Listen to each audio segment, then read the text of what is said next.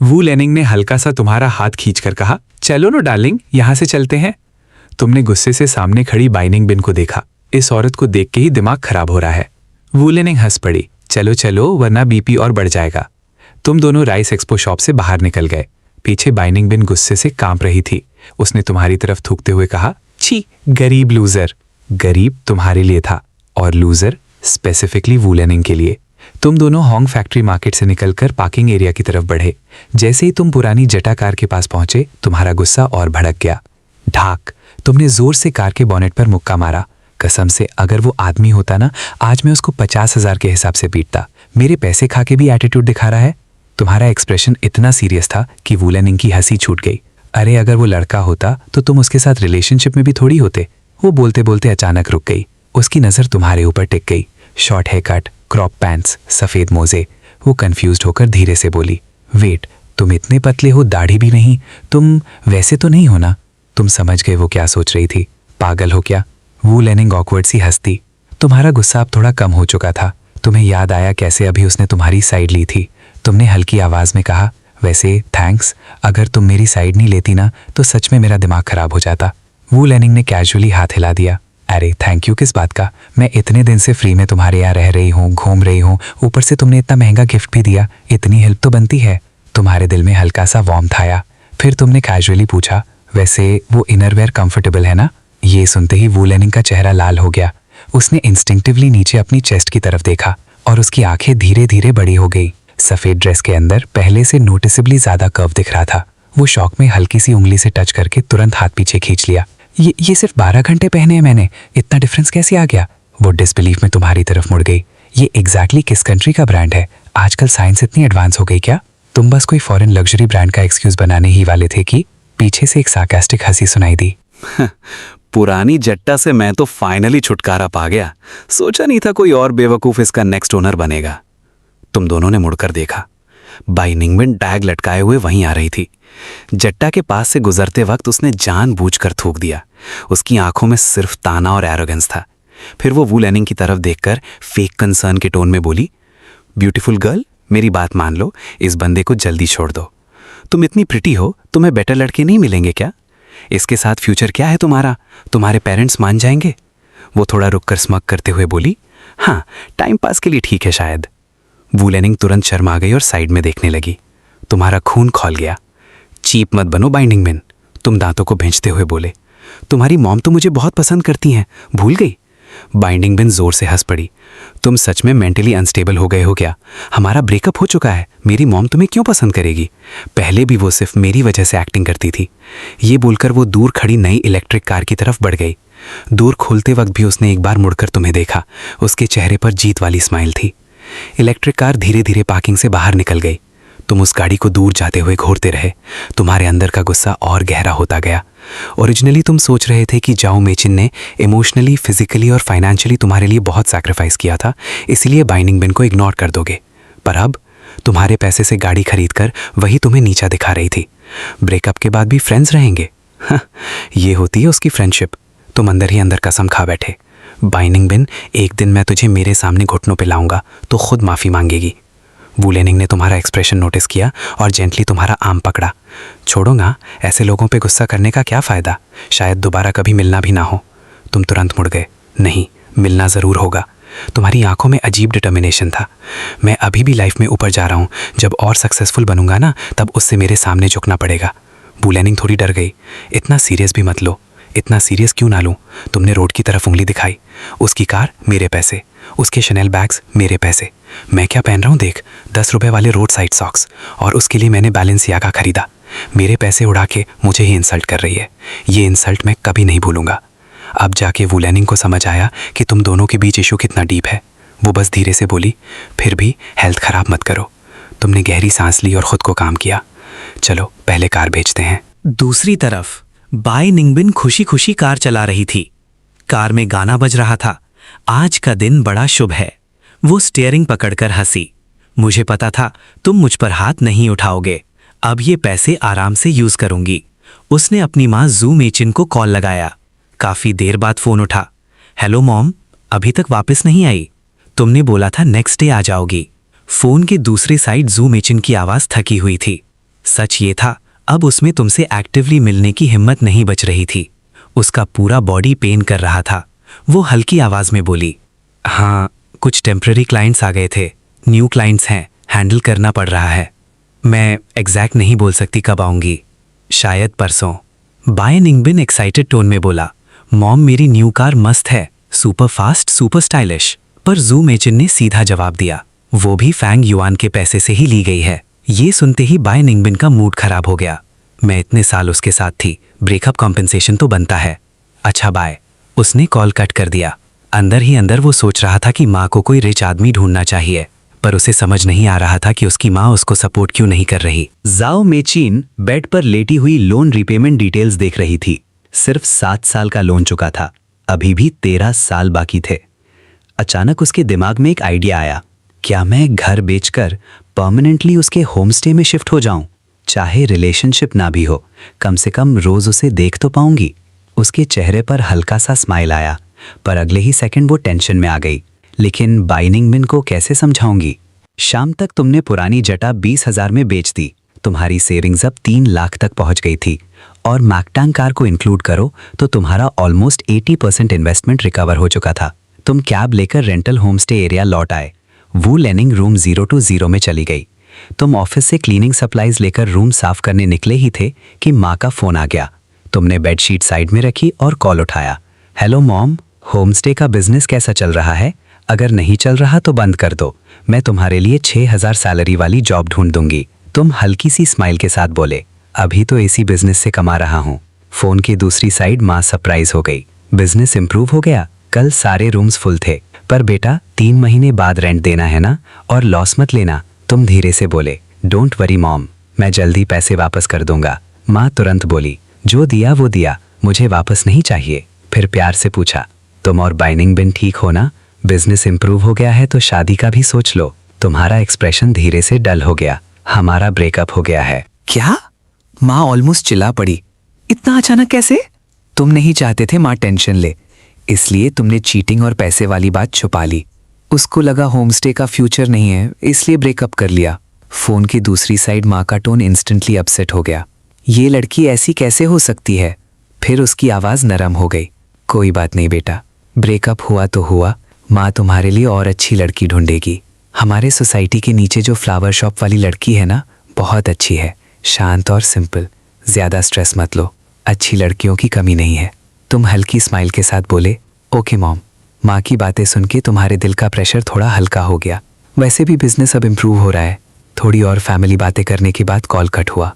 तुम cleaning supplies लेकर guest rooms की तरफ बढ़े। जैसे ही रूम 03 का डोर खोला, तुम्हारी सांस अटक गई। रूम में chips packets, cold drink bottles और कचरा हर जगह पड़ा था। पिलो जमीन पर गिरा हुआ था। तुमने मुश्किल से रूम 03 क्लीन किया। रूम 04 थोड़ा डिसेंट था, पर जैसे ही रूम 05 का गेट खुला, तुम्हारा दिमाग घूम गया। कपल रूम लिटरली बैटलफील्ड लग रहा था। बिखरी बेडशीट्स, टिश्यूज, उल्टा पुल्टा सामान। तुम्हें अचानक याद आया तुम और जाओ मैजिन भी रूम 01 में ऐसे ही मेस कर देते थे। तुम बस हेल्पलेसली स्माइल कर पाए। नॉर्मल बात है, लेकिन साफ करना, उफ। तुम क्लीनिंग करते करते सोचने लगे, अब मेरे पास 3 लाख आ चुके हैं, एक क्लीनर हायर कर ही लेना चाहिए। वैसे भी सिस्टम के फ्यूचर टास्क्स शायद होमस्टे से रिलेटेड होंगे। मैं रोज रोज कपल्स के बाद बैटलफील्ड क्लीन नहीं कर सकता, दिमाग सच में खराब हो जाएगा। अगले 2 दिन सरप्राइजिंगली काफी पीसफुली गुजरे। दिन में तुम वू लेनिंग को सिटी घुमाने ले जाते, कभी मॉल, कभी स्नैक स्ट्रीट, कभी रिवर साइड। और रात में तुम्हारा और जो मेचिन का डीप कम्युनिकेशन चलता। पहली रात रूम 02 में सोती वू लेनिंग को आधी रात तक कुछ आवाजें सुनाई देती रही थी। दूसरी रात आवाजें कम हो गईं। तीसरी रात बिल्कुल साइलेंस, क्योंकि जो मेचिन लिटरली हार मान चुकी थी। 3 दिन के अंदर उसकी हालत ऐसी हो गई थी कि अब उसे सिर्फ एक चीज चाहिए थी, 20 घंटे की नींद। लेकिन इन 2-3 दिनों में एक अजीब बात हुई। तुम्हारी लैंडलॉर्ड कहीं दिख ही नहीं रही थी। वू लेनिंग के स्टे का चौथा दिन, सुबह 9 बजे तुम्हारी आंख खुली। तुम बेड से उठकर कैजुअली फ्रेश हुए, फिर सीधा सिस्टम पैनल ओपन किया, पर एक्सपेक्टेड नोटिफिकेशन अभी तक नहीं आया था। तुमने आंखें सिकोड़कर स्क्रीन देखी। लगता है सिस्टम एग्जैक्ट 12 बजे ही कैलकुलेट करता है। तुम धीरे से खुद से ही बोल पड़े। दूसरी तरफ वांडा बिल्डिंग के ग्राउंड फ्लोर डांस स्टूडियो में जाओची अपने हस्बैंड के साथ वीडियो कॉल पर थी। तुम सच में आज वापस आ रहे हो ना? मुझे झूठ तो नहीं बोल रही? फोन की दूसरी साइड उसका हस्बैंड थोड़ा डिस्ट्रैक्टेड टोन में बोला। हाँ, आ रहा हूं, लेकिन परसों मुझे फिर नर्स असाइनमेंट के लिए बाहर जाना पड़ेगा। एक फॉरेन क्लाइंट से मीटिंग है। जाओची ने मुंह फुला लिया। कम से कम आज रात तो घर पर रहोगे? मैं तुम्हें बहुत मिस कर रही हूँ। अच्छा, अब रखता हूँ, बिजी हूँ। उसके हस्बैंड ने इम्पेशेंट टोन में डायरेक्टली कॉल कट कर दिया। जाओची ने फोन को देखा और हल्की नाराजगी में बड़बड़ाई। लोग रात भर रोमांस करते हैं और मुझे यहाँ अकेला छोड़ देते हो। मैं तुम्हें चीट नहीं कर रही, वही बहुत बड़ी बात है। वो अभी कंप्लेन ही कर रही थी कि डांस क्लासरूम का डोर खुला। उसने मुड़कर देखा। बाइनिंग बिन, तुम आज कैसे आ गए? बाइनिंग बिन अंदर आया और स्माइल करते हुए बोला, काफी टाइम से बॉडी ट्रेनिंग नहीं की, आजकल बहुत ऑयली फूड खा रहा हूँ, सोचा थोड़ा वर्कआउट कर लूँ। वो चेंजिंग पार्टीशन के पास गया और जैकेट उतारकर योगा क्लोथ्स पहनने लगा। कपड़े बदलते बदलते कैजुअली पूछा, टीचर जाओ, आप डांस स्टूडियो बिन्सी साइड कब शिफ्ट करोगी? मैं क्लास मिस नहीं करता, पर इतना ट्रैवल करना अनोइंग है। जाओची ने हेल्पलेस एक्सप्रेशन दिया। वहाँ का रेंट कितना एक्सपेंसिव है पता है? यहाँ साल का सिर्फ 60,000 लगता है, उधर तो कम से कम 3 गुना ज्यादा देना पड़ेगा। कपड़े चेंज करके बाइनिंग बिन उसके पास आया। उसने जाओची के चेहरे का ग्लो नोटिस किया और टीजिंग स्माइल के साथ बोला, आज आप काफी फ्रेश लग रही हो। जाओची का चेहरा हल्का रेड हो गया। मेरा हस्बैंड घर आ रहा है। हालांकि जाओची बाइनिंग बिन से 10 साल बड़ी थी, पर वो प्रैक्टिकली उसको बचपन से जानती थी। उसने ही उसे डांस सिखाया था। दोनों का रिलेशन काफी क्लोज और कैजुअल था। वो शर्मा कर बोली, मेरा फूल इतने दिन से बिना पानी के था, अब तो मुरझा ही गया था। तुम्हें आइडिया भी नहीं मैं कितनी लोनली थी। वो बोलते बोलते सडनली रुक गई। उसके मुंह से ऑलमोस्ट फैंग युआन निकल ही गया था, पर वो तुरंत चुप हो गई क्योंकि उसे याद आ गया फैंग युआन और जाओ मेकिन पिछले कुछ दिनों से प्रैक्टिकली दिन रात एक साथ थे। बाई निंगबिन ने उसका एक्सप्रेशन नोटिस कर लिया। Fang Yuan? उसने भाव चढ़ाए। क्या हुआ उसको? जाओची ऑकवर्डली अटक गई। वो बाई निंगबिन और क्यूरियस हो गया। टीचर जाओ, सीधा बोलो ना, आखिर हुआ क्या? जाओची ने कॉशियस टोन में पूछा। तुमने उसकी न्यू गर्लफ्रेंड देखी? ये सुनते ही बाई निंगबिन 1 सेकंड के लिए रुक गया। फिर उसने सार्कास्टिक स्माइल दी। ओहो, मुझे लगा कोई बड़ी बात है। ऑब्वियसली देखा है, लुक्स तो ठीक है, बट बस फ्रेश फीलिंग के लिए होगा। फैंग युआन इतना गरीब है, वो लड़की क्लियरली सिर्फ उसका बॉडी एंजॉय कर रही है, सीरियस थोड़ी है। थोड़ा टाइम पास करेगी और चली जाएगी। मुझे नहीं लगता कोई ब्यूटीफुल गर्ल इतनी स्टूपिड होगी। जाओची थोड़ी स्टन रह गई और ऑनेस्टली बाई निंगबिन की बात में लॉजिक भी था। जाओ मेकिन ऑलरेडी 45 की थी, फिर भी इतनी अट्रैक्टिव बॉडी मेंटेन की हुई थी कि कोई भी यंग लड़का अट्रैक्ट हो जाए। और फैंग युआन, उसका स्टैमिना तो ऑलमोस्ट अबनॉर्मल लेवल का था। जाओची को बस उन दोनों के रूम की दीवार के पार से आती आवाजें याद आ गईं। सिर्फ वो आवाजें सुन के ही उसका हार्ट बीट फास्ट हो जाता था। उसने कितनी अडल्ट मूवीज देखी होंगी, पर उसने कभी किसी को फैंग युआन जैसा नहीं देखा। जितना ज्यादा वो सोच रही थी, उतना ही उसकी थाइस टाइट होती जा रही थी। अब तो उसे बस रात का इंतजार था जब उसका हस्बैंड घर लौटेगा, लेकिन उसने खुद को फोर्सफुली डिस्ट्रैक्ट किया, वरना फिर से अंडरवेयर चेंज करना पड़ता। उसने जल्दी से टॉपिक बदला। अच्छा छोड़ो, शायद मैं ही ज्यादा सोच रही थी। कम ऑन, पहले स्ट्रेचिंग करते हैं। वो खड़ी हुई और क्लासरूम के ग्लास कर्टन्स बंद कर दिए। फिर 1-on-1 डांस प्रैक्टिस शुरू हुई। फाइनली 12 बज गए। कल रात ड्रामा बिंज करने की वजह से वुलेनिंग अभी तक सोती हुई थी। रूम 01 में जू मेकिन भी आधी नींद में कुछ उल्टा सीधा बोल रही थी। और तुम्हारा पूरा फोकस मोबाइल की सेकंड हैंड पर था। टिक टिक टिक। जैसे ही सेकंड हैंड एग्जैक्टली 12 पर पहुंची, तुम एक्साइटमेंट में बोल पड़े, आ गया। तुम सिस्टम की बात कर रहे थे, पर आधी नींद में जू मेकिन ने मिसअंडरस्टैंडिंग में धीरे से जवाब दिया, फिर आ गए? अगले ही सेकंड सिस्टम नोटिफिकेशंस पॉपअप होने लगे। जू मेचिन ने रूम 01 में 3 दिन स्टे कंप्लीट किया। Mission complete. Reward pack issued. वू लर्निंग ने रूम 02 में 3 दिन स्टे कंप्लीट किया। Mission complete. Reward pack issued. तुम एक्साइटमेंट में सीधा इन्वेंट्री खोल बैठे। पहला रिवॉर्ड पैक ओपन हुआ। Congratulations host, 1 लाख दाक्षा currency received. Home stay subsidy coupon X5. Italian diamond gold necklace X1. ये देखते ही तुम लिटरली बेड पर सीधे बैठ गए. होली शिट, कैश भी, नेकलेस भी, कूपन्स भी. सिस्टम आज तो दिल खोल के दे रहा है. तुमने बिना वेट किए सेकंड रिवॉर्ड पैक भी खोल दिया. Home stay subsidy coupon X3. 50,000 दाक्षा करेंसी रिसीव्ड. इस बार रिवॉर्ड्स थोड़े कम थे, पर तुम जल्दी से कैलकुलेशन करने लगे. 50,000 कैश प्लस 3 सब्सिडी कूपन्स, मतलब रफली 80,000 वैल्यू. बुरा क्या है, तुमने तुरंत सारा कैश रियल बैंक अकाउंट में ट्रांसफर कर दिया. बैलेंस सीधा 4.5 लाख हो गया. साथ में 8 सब्सिडी कूपन्स और एक डायमंड गोल्ड नेकलेस. तुम नेकलेस इन्वेंट्री से निकालने ही वाले थे कि एक वार्निंग पॉपअप हुआ. This item can not be sold. It can only be gifted to someone staying inside the home stay. If violated, the next mission reward pack will contain no rewards. तुम्हारा चेहरा तुरंत काला पड़ गया. वाह भाई, lollipop दिखा के खुद खाने भी नहीं देते, फोर्सफुली गिफ्ट करवाना है. तुम अंदर ही अंदर फ्रस्ट्रेटेड हो गए. क्या सिस्टम मुझे फुल टाइम सिम बनाना चाहता है?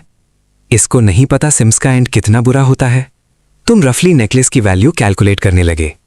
करंट गोल्ड प्राइस के हिसाब से 30 ग्राम गोल्ड ही अराउंड 24,000 का था. ऊपर से डायमंड, टोटल इजीली 30-40,000 का पीस था. और सिस्टम कह रहा था गिफ्ट करो. तुम्हारा सर दुखने लगा. अभी एक महंगा गिफ्ट दिया, अब फिर से एक और.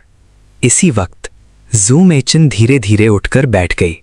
उसने कमर पकड़ते हुए तुम्हारी तरफ देखा. आज थोड़ा बेटर फील कर रही हूं. थैंक्स कल मुझे छोड़ देने के लिए, लेकिन आज बिल्कुल नहीं, एक बार भी नहीं. तुम उसको चुपचाप देखते रहे. तुम्हारे दिमाग में सिर्फ नेकलेस घूम रहा था. सच बोलो तो बाई निंगबिन चाहे कितनी सेल्फिश निकली हो, पर जूम एचिन में अभी भी कॉन्शियस था. उसने वॉलंटरीली तुम्हें 80,000 कॉम्पेंसेट किए थे, और इन कुछ दिनों में वो ऑनेस्टली तुम्हारे साथ काफी सिंसियर भी रही. तो शायद उसको देना वर्थ है. तुमने खुद को समझाया, कुछ पाने के लिए कुछ खोना पड़ता है. वैसे भी नेक्स्ट रिवॉर्ड पैक खराब हुआ तो और नुकसान होगा. ये सोचकर तुमने डायरेक्टली इन्वेंट्री से नेकलेस निकाला. गोल्डन डायमंड नेकलेस रूम की लाइट में चमक उठा. तुमने वो उसके सामने कर दिया. जूम एचिन की नजर नेकलेस पर टिक गई. उसकी प्यूपल्स हल्का कॉन्ट्रैक्ट हो गई. ये तुमने स्माइल की? तुम्हारे लिए. वो तुरंत पैनिक में हाथ हिलाने लगी. नहीं नहीं, ये बहुत एक्सपेंसिव लग रहा है, मैं नहीं ले सकती. उसको क्लियरली समझ आ रहा था कि ये चीप ज्वेलरी नहीं थी. उसकी बेटी ने ऑलरेडी तुम्हें हर्ट किया था और वो खुद भी तुमसे इतनी हेल्प ले चुकी थी. अब और महंगा गिफ्ट लेना उसको गिल्टी फील करा रहा था. तुम धीरे से उसके पास आए. आंखों में हल्का थ्रेटनिंग स्माइल था. अगर मना किया तो आज और 10 राउंड्स. ये सुनते ही जाओ में जिनकी सांस अटक गई. उसने इंस्टिंक्टिवली अपनी कमर पकड़ ली. 3 दिन में उसका बॉडी ऑलरेडी लिमिट क्रॉस कर चुका था. अगर फर्स्ट डे जैसा टॉर्चर फिर से हुआ तो उसको जेन्युइनली लगा नेक्स्ट ईयर की एनिवर्सरी ही उसकी डेथ एनिवर्सरी बन जाएगी. उसने होठों को बाइट किया. काफी देर हेजिटेट करने के बाद फाइनली हाथ बढ़ाया. ठीक है, ले लेती हूं, बस और मत. तुम हंस दिए. Turn around. वो धीरे से मुड़ गए. तुमने केयरफुली उसके गले में नेकलेस पहना दिया. ठंडी मेटल चेन उसकी स्किन को टच करते ही हल्का सा कांप उठी. डायमंड पेंडेंट उसके कॉलर बोन के बीच सॉफ्टली शाइन कर रहा था. जोमेचिन में उंगलियों से डायमंड पकड़कर पास से देखा. उसकी आंखों में धीरे धीरे उदासी भरने लगी. फांग युआन, कल के बाद हमारा कोई रिलेशन नहीं रहेगा ना? ये ब्रेकअप गिफ्ट है. तुमने उसका एक्सप्रेशन देखा और तुरंत समझ गए. उसका बॉडी चाहे थक चुका हो, पर दिल अभी भी तुम्हारे पास रहना चाहता था. तुमने सीरियसली सोचना शुरू किया. सच बोलो तो जो मीची ने एक ट्रेजर थी. जेंटल, मैच्योर, ओबीडियंट और केयरिंग भी. पर प्रॉब्लम ये थी, तुम दोनों का रिलेशनशिप कभी ओपनली एक्सेप्ट नहीं हो सकता था. अगर तुम्हारी माँ या फ्रेंड्स को पता चल गया तो तुम्हारी हड्डियां तक सुनाई जाती। लॉन्ग टर्म लवर्स बनना इम्पॉसिबल था। काफी देर सोचने के बाद तुम धीरे से बोले, गुड फ्रेंड्स तो रह सकते हैं, एज गैप फ्रेंडशिप। 1 सेकंड के लिए जाओ मेचीन फ्रीज हो गई, फिर उसको इंस्टेंटली समझ आ गया तुम्हारा हिडन मीनिंग। अगला ही सेकंड वो सीधा तुम्हारी बाहों में आ गिरी। उसने अपना चेहरा तुम्हारे चेस्ट में छुपा लिया। मुझे यहां शिफ्ट होना है, मैं तुम्हारे होमस्टे में रहना चाहती हूं परमानेंटली। फैंग युआन 1 सेकंड के लिए फ्रीज हो गया। उसने इंस्टेंटली पूछा, मतलब परमानेंटली यहां रहना चाहती हो? जाओ मेचीन ने उसके टोन में सरप्राइज महसूस किया तो तुरंत सर उठा लिया। उसकी आंखों में हल्का पैनिक था, जैसे डर हो कि फैंग युआन मना ना कर दे। क्या तुम नहीं चाहते? फैंग युआन ने जल्दी से समझाया, नहीं नहीं, ऐसी बात नहीं है, बस इतना सडन था। उसने धीरे से जाओ मेचीन को छोड़ा और थोड़ा सोचने लगा। ऑनेस्टली अगर वो यहाँ लॉन्ग टर्म रहे तो प्रॉब्लम भी नहीं थी। दोनों का कनेक्शन ऑलरेडी काफी डीप हो चुका था। जाओ मेकिन का चेहरा हल्का लाल हो गया। वो धीरे से बोली, सच कहूं मैंने तो एक वक्त पर तुमसे शादी के बारे में भी सोचा था, पर मुझे पता है वो पॉसिबल नहीं है। मैं बस तुम्हारे पास रहना चाहती हूं। फैंग युआन सच में शॉक हो गया। सिर्फ 3 दिन में जाओ मेकिन इतनी इमोशनली अटैच हो चुकी थी। फिर उसने खुद ही सोचा, शायद नॉर्मल ही है। जो वार्मथ और केयर मैंने दिया उसके बाद कोई भी अटैच हो जाता। जाओ मेकिन को लगा शायद फैंग युआन अभी भी अनश्योर है, इसीलिए उसने तुरंत फोन उठाया और कुछ टाइप करने लगी।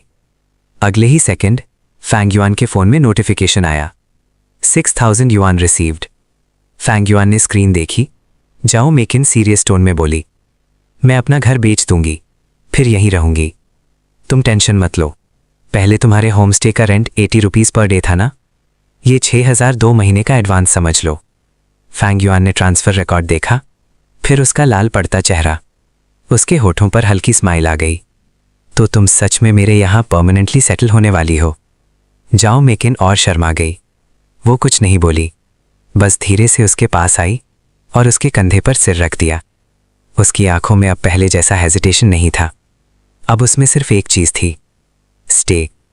उसको अब लोगों की सोच से ज्यादा इंपॉर्टेंस उस सुकून को थी जो उसे फैंग युआन के साथ मिलता था। उस दिन जाओ मेकिन ने पूरी आफ्टरनून रेस्ट की। उसके बाद वो फाइनली अपने घर वापस गई पैकिंग करने। बाई निंगबिन ऑलरेडी बाहर रेंटेड अपार्टमेंट में रह रहा था, इसीलिए घर खाली था और पैकिंग ईजी थी। उसने जरूरी सामान अलग किया, फिर घर को प्रॉपर्टी लिस्टिंग पर डाल दिया। उधर बाई निंगबिन को कुछ अजीब लगने लगा था। पिछले कुछ दिनों से उसकी माँ ना तो रेगुलरली कॉल कर रही थी, ना ही डैनजांग सिटी से लौट रही थी। आखिर उसने खुद ही कॉल लगाया। तब जाओ मेकिन रूम 01 में वार्डरोब के सामने कपड़े अरेंज कर रही थी। फोन वाइब्रेशन सुन के वो बेड के पास गई और कॉल रिसीव की। हेलो बेटा। उसने अपनी आवाज को नॉर्मल दिखाने की कोशिश की। फोन के दूसरी तरफ बाई निंगबिन इरिटेटेड टोन में बोला, मॉम आखिर चल क्या रहा है? इतने दिन हो गए, तुम अभी तक वापस क्यों नहीं आई? जाओ मेकिन फोन पकड़े विंडो के पास चली गई। उसने बाहर देखते हुए कैजुअली जवाब दिया, अरे क्लाइंट्स बहुत हैं यहाँ, मीटिंग्स लंबी चल रही हैं, थोड़ा और रुकना पड़ेगा। वैसे यहाँ का वेदर भी अच्छा है, थोड़ा घूम भी रही हूँ। घूम रही हो? बाई निंगबिन को डाउट और बढ़ गया। तुम तो नॉर्मली शॉपिंग तक पसंद नहीं करती। मॉम कहीं तुम रिलेशनशिप में तो नहीं हो? रिसेंटली तुम बहुत सीक्रेटिव बिहेव कर रही हो। ये सुनते ही जाओ मेकिन का दिल जोर से धड़का। उसने तुरंत मना किया,